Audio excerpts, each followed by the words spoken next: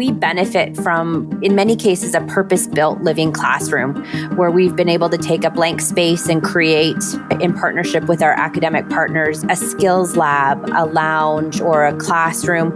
But I see many living classrooms across the province that are much smaller in scale and provide the same benefits and have the same rewards. So you don't have to have a lot of space in order to incorporate a living classroom into your organization. I think there has to just be a willingness to try. Welcome to Coming of Age, a podcast that is changing the conversation on aging. I'm your host, Donna Duncan, CEO of the Ontario Long-Term Care Association. This season 4 of Coming of Age, we welcome an exciting roster of guests from around the world, thought leaders who are at the forefront of transforming seniors' living and care and are shaping the future for all of us as we age.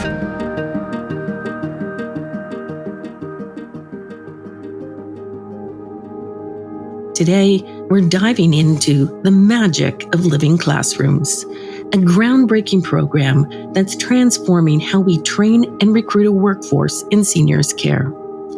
Innovation is alive and well in long-term care, and programs like the Living Classroom are leading the way.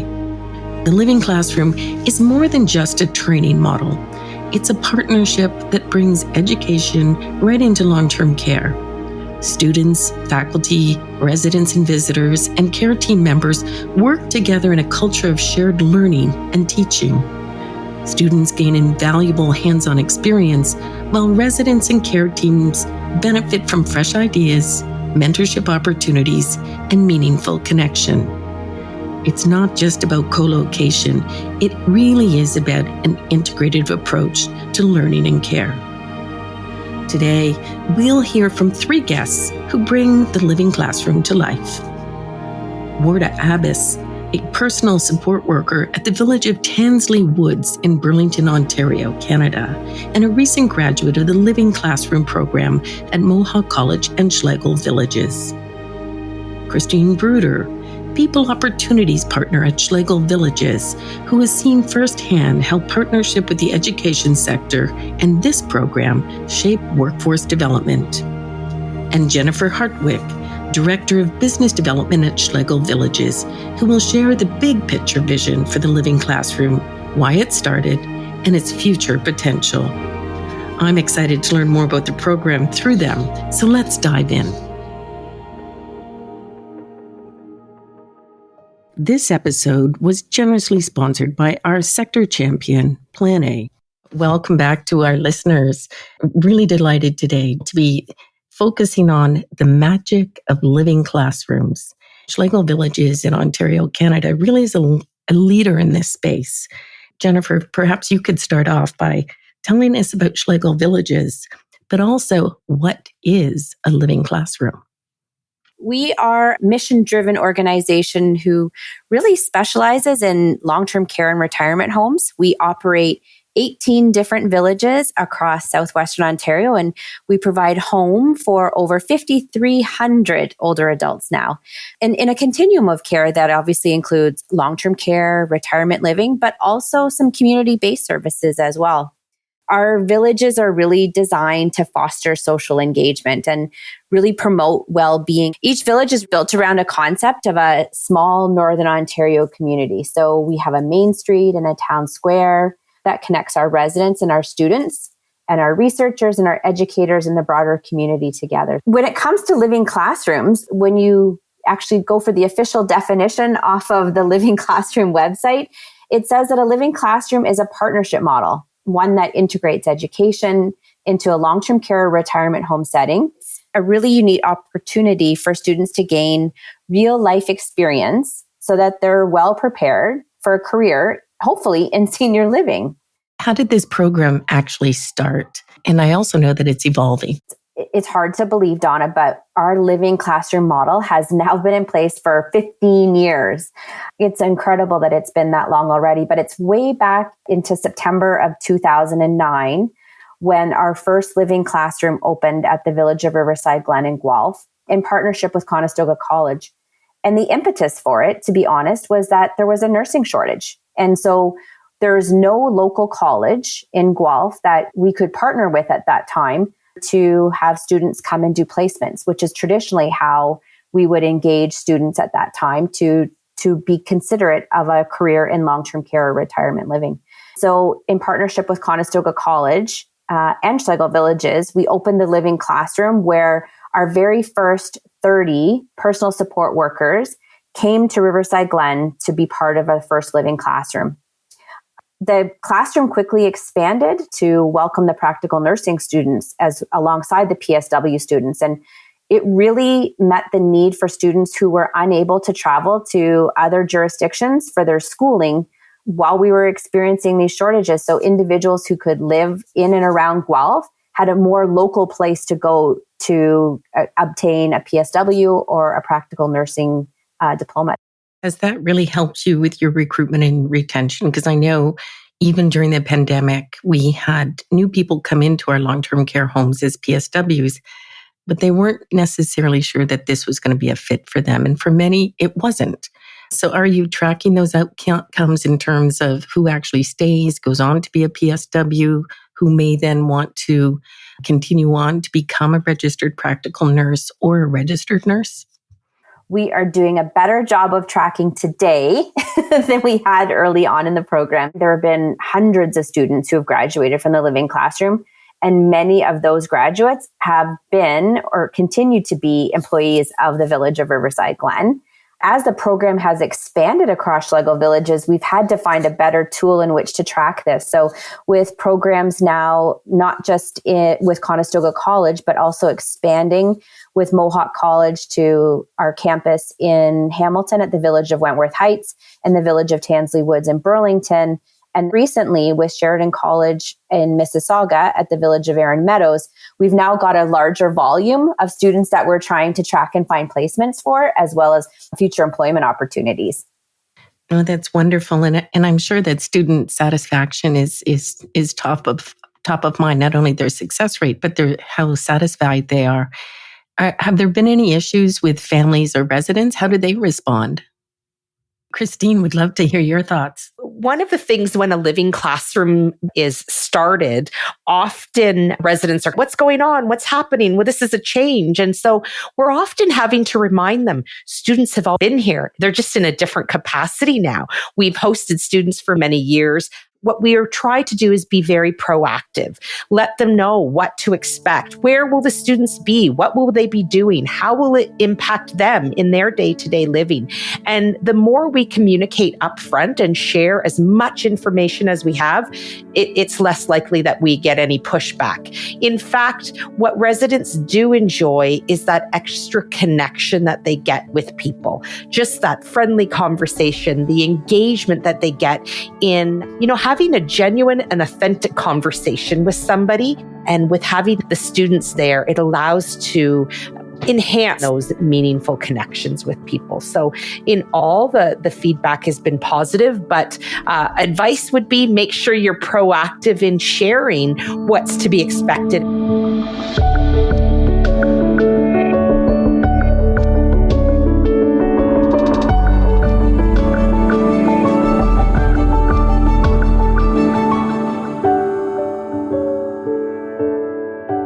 In one of the other interviews in this season of our podcast, we were actually talking about how to integrate new generations into our models of care. And just because something is co-located doesn't necessarily mean that it's integrated.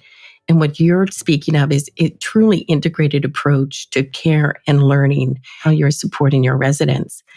I am really delighted that Warda Abbas has actually been able to join us. So listeners, Warda Abbas is a PSW at the Village of Tansley Woods and a recent graduate of the Living Classroom program at Mohawk College in Schlegel Villages that Christine and Jennifer have spoken about.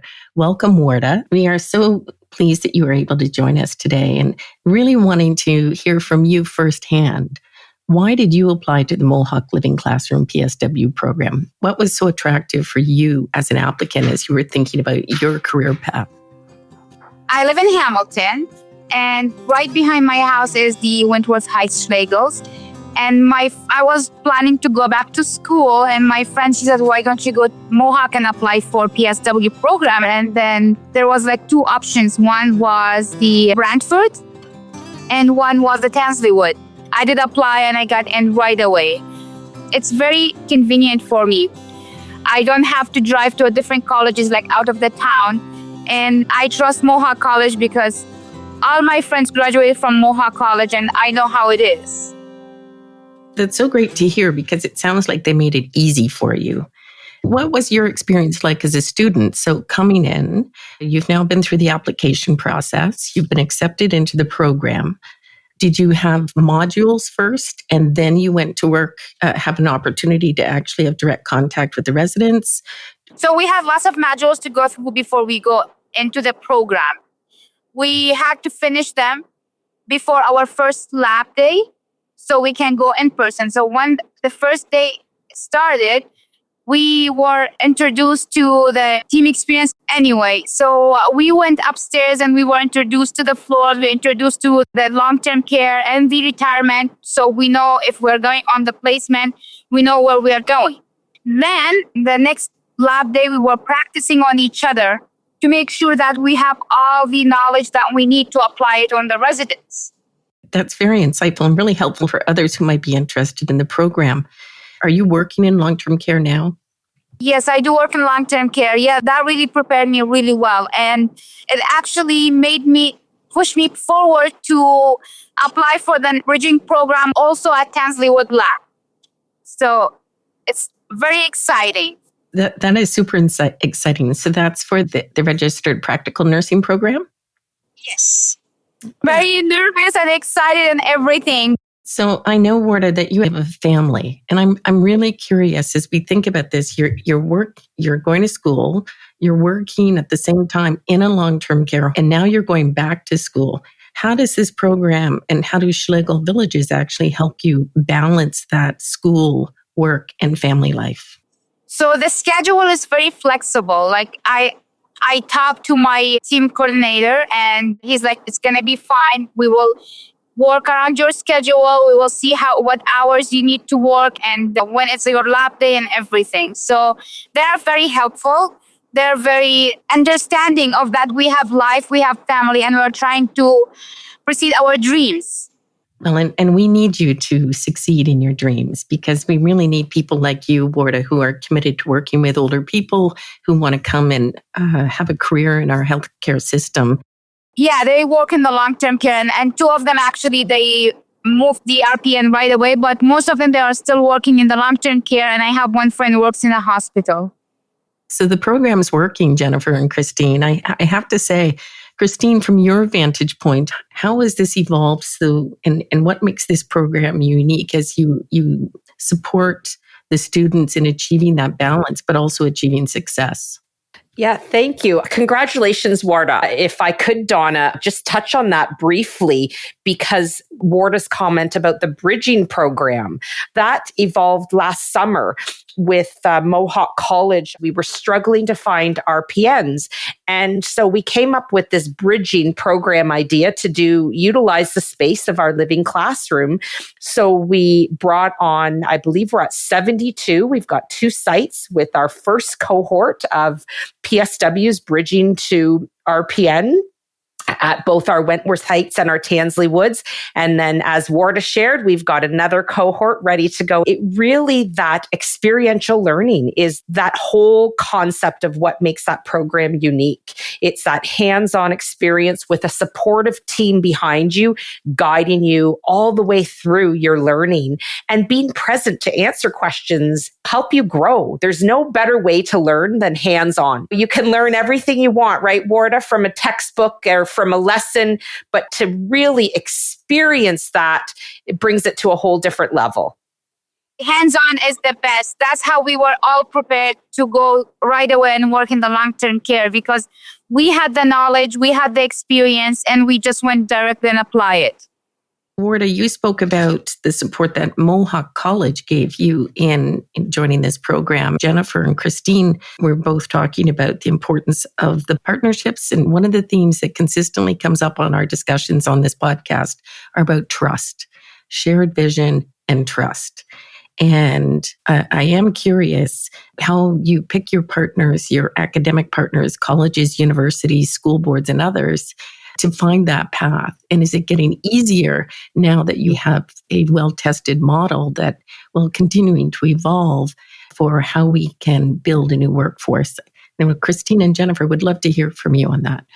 I can tell you that years in advance, before we even have our long-term care homes built, we're already seeking out new partnerships in those local communities. We try and partner with local academic partners first to provide opportunities for students who live in and around where our long-term care home is going to be located, or our retirement home.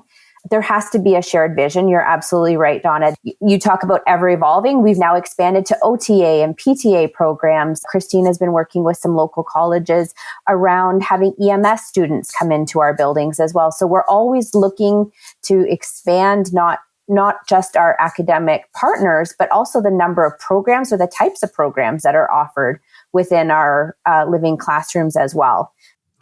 Well, and it sounds like you're community building. So if you're building out occupational therapy and physiotherapy and now working with emergency response paramedics, you've got a model that you really seem to be building on and scaling out. And Christine, at your end, what makes it work with those higher education institutions or those other professions and regular allied health professionals? The big piece, as you mentioned, is that trust, that willingness to take risks, the willingness to fail forward. And that's such a big thing for us at Schlegel, is to be able to learn as we continue to move forward. What I've truly loved about the current partners, I can speak in particular to Conestoga and Mohawk, that they've just embraced the concept of what do you think about, or how would we implement? And it's starting to go both ways. So Conestoga College had reached out to us about the EMS. And so they had reached out and said, the majority of paramedic calls are in long-term care. How can we help better prepare our students? And so we met, we chatted about what would this look like, and we launched a pilot at 2 of our villages to kind of give experiential learning, of hands-on learning, of that living classroom experience in our villages. And the feedback has been very positive. We're now entering our 3rd cohort. So I can comfortably say, I don't think it's a pilot anymore, that we are going to continue to offer this going forward. So really looking at what is the need, not only for long-term care, because we're not going to hire paramedics, but we're going to utilize them as a community service. And so how do we then collaborate so that we're giving the best experience to those who are working within the communities our residents live? We are now doing massage therapy with 2 different colleges. We did a pilot. It went phenomenal. And we've got another college willing to jump on board. Again, we don't hire those individuals. However, it's giving that experiential learning, giving benefits to our residents, and offering these students to learn in a senior's care, but also some people that have different diagnoses, and how do we work with people within that? So it's been a wonderful, I love that part of the innovation and creativity to explore experiential learning. I would like to just add just one thing about the living classroom. We benefit from, in many cases, a purpose-built living classroom where we've been able to take a blank space and create, in partnership with our academic partners, a skills lab, a lounge, or a classroom. But I see many living classrooms across the province that are much smaller in scale and provide the same benefits and have the same rewards. So you don't have to have a lot of space in order to incorporate a living classroom into your organization. I think there has to just be a willingness to try. My understanding as well is you actually need the support of government as well. And I know that so many jurisdictions during the pandemic, Ontario included, threw a lot of spaghetti to try and get individuals to become PSWs, to get them in the stream, to get them on a pathway to practical nursing or to become registered nurses.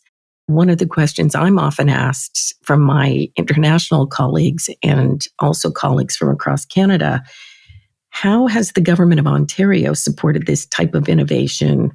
What kinds of funding and incentives are available, both the students to organizations like Schlegel Villages and to the post-secondary partners? One of the things we've been fortunate, been blessed to have the partnership with the Research Institute and being able to implement a lot of the resources that they provide, but in particular is the PrEP LTC funding that is available for long-term care homes to apply. What has allowed us to do is with Schlegel Villages having 18 locations, it would be impossible for me to support all of them, but the funding that we've applied for allows us to have a student coordinator on site to be able to help do the orientation, the onboarding, all of the pre-placement requirements before a student actually starts. So that has been incredible, and hope that funding will continue. And then the other, in terms of the component for our students, in particular the PSWs, because of the shortage and the need going forward over the next several years, is Ontario Health has launched an incentive whereas a student is eligible, provided they did their placement in long-term care, they are eligible for up to 300 hours of payment. And they're paying a nice wage of $17.55 per hour for those students. And so the home then applies for that funding on behalf of the student and then distributes that funding as per direction of Ontario Health. In addition to that, they have also offered an incentive. So if the home can then apply for a $5,000 retention incentive and being able to support the homes in retaining a lot of their employees. It really does speak to the breadth and depth of the partnerships and innovation in this. Not only is it about working with your local community colleges, with your school boards and universities, it's also about partnerships with the Centers for Learning, Research, Innovation, and Long-Term Care. And then they work closely with the Research Institute on Aging, which again is bringing the science to bear. And how are we actually tying in some academic research as we build out these new programs as well? And then for our listeners, the PrEP LTC, or PrEP Long-Term Care, is a program with the Registered Practical Nurses Association of Ontario, led by Diane Martin, where they are supporting this work as well. And then, of course, we do have the preceptor funding that we've been successful in having the province of Ontario sponsor. With Ontario currently having the Living Classroom program being funded by the Government of Ontario, the support and the partnerships between those home and academic institutions, I believe today there are over 80 living classrooms through the partnership of the Research Institute for Aging that are so far part of this 2-year funding that the Ministry of Long-Term Care has committed to, which is phenomenal. When you are bringing science to bear and data to bear to support the continued expansion of these programs, and to your point, Jennifer, it's not a one-size-fits-all. It may depend on the size of the home. It may depend on the local community. We have many colleagues who are building out these classrooms with local school boards, not just community colleges. So there is enormous evolution in these programs for the benefit of your local community. So I think it's very exciting to see the evolution and to see your leadership come to bear and to hear from people like you, Warda. I'm wondering if you just want to comment on how you found the support of the government to make this possible. It's very helpful, actually. I just got a pay and it came in perfect time so I could apply it for my college tuition, It was like, oh, perfect timing, It's just, this is actually very motivating. So you know that you are doing placement and the government is actually supporting you. You don't have to worry about how I'm going to pay for the extra tuition if I need to and all this. That's great to hear. Jennifer and Christine, you've been at the forefront of this. You've been presenting at conferences, not only across Canada, but internationally. As you see some of the human resources challenges across Canada and the United States and the United Kingdom, what do you see as the future of learning for healthcare workers as we try to reimagine how we're going to meet the needs of our aging population? Jennifer?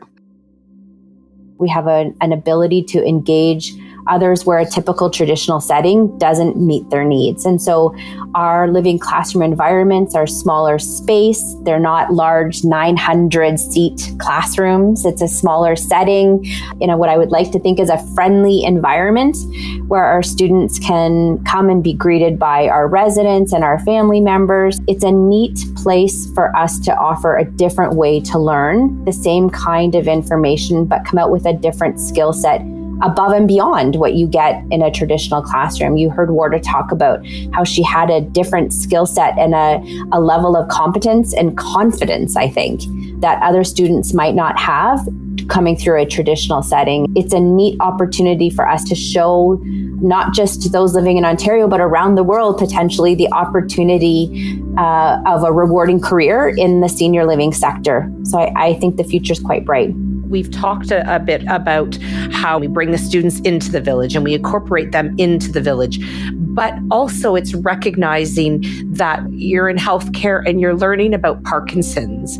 And we've got, some residents who would love to go and talk to students about what it's like getting a diagnosis, seeing changes happen, and then what do I need from you? What's the care that you could give me to make this easier on me? And so we often will have residents go into the classrooms and talk and give their experience and share that. That piece, I think, is reciprocal, right? Because, what would a retired teacher, want more than to go in front of a class again and share a bit about life? And so it's wonderful that way. So that's the Specialist High Skills Major Program that we've partnered with some local high schools. And so we provide students the opportunity to come into our villages, learn about all different aspects of healthcare and working in long-term care and retirement, learn about our residents, learn about potential opportunities, not just nursing, but kinesiology, occupational therapy, physiotherapy, recreational opportunities, social work, culinary. So really diverse. And then we have our residents come and they have small interview sessions to talk to our residents. It is incredible for our residents. When we do this, we often get residents saying, how can I sign up for that? How can I get involved in that? And so more and more at the villages we're doing this, we're getting more and more people interested in sharing and collaborating and just sharing life with these young students. We're a firm believer at Schlegel Villages of the wisdom of the elder. And I think this program is such a nice fit for that our residents and our family members as well get the opportunity to share their wisdom through all of these programs. And so we really take the opportunity to capture just that, the wisdom of our elders that we spend our days with. It's so inspiring. And again, to that earlier point that I made, this just isn't about co-location. It's not a room in a building. It really is a much more intergenerational, integrated approach to learning, to sharing, to educating, where each individual can wear multiple hats in real time. It really is very inspiring for all of us to hear about your program. And I know for our listeners as well, we will share in our resources some links to the Green Bench and Elder Wisdom and the Schlegel Villages podcast, which is sharing the voices of elder wisdom as well as other resources. But before we sign off, I do want to know if for those who are interested in getting in touch with you to learn more about living classrooms, how to get started, who is best to direct our listeners to you? Absolutely. Christine or myself would be happy to connect with them about if they have any questions or any interest, or you can simply go to livingclassroom.ca. There is an entire website dedicated to learning about the living classroom. And there's a guidebook actually available that you can download and read more about how to go about implementing your own living classroom within your organization as well. Well, thank you so much. We will put those resources in the links for our listeners. I have to say, Jennifer, Christine, and Warda, thank you for sharing your inspiring stories. Thank you for your leadership, for all that you do. And we look forward to seeing the continued evolution of the magic of living classrooms. This brings a wrap to this season of Coming of Age. And what a journey it's been, exploring the pressing issues that impact our aging population and uncovering the innovative solutions that are shaping the future of seniors' care.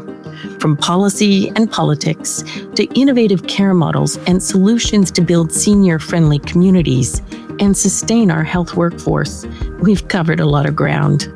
We hope you found these conversations as insightful and thought-provoking as we have. As we close out this season, we want to thank all of our incredible guests who shared their expertise, experiences, and ideas with us. And of course, we thank our sponsors for making this podcast possible. But most of all, we thank you, our listeners, for tuning in and being part of this important conversation. We'll be back with more stories, expert insights, and thought leadership in the next season. In the meantime, don't forget to subscribe, leave us a review, and share your favorite podcast with others. Your support helps us continue to grow and reach more people who are passionate about changing the conversation on aging and care. Until next time, remember, reimagining the future of seniors living in care starts with each one of us. Thank you for being part of Coming of Age. We'll see you next season. I'm your host, Donna Duncan.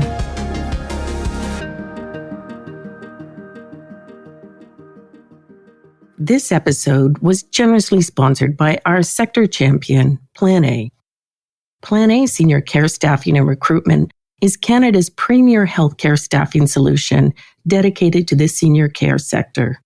They specialize in providing compassionate and skilled healthcare professionals to support long-term care and retirement homes.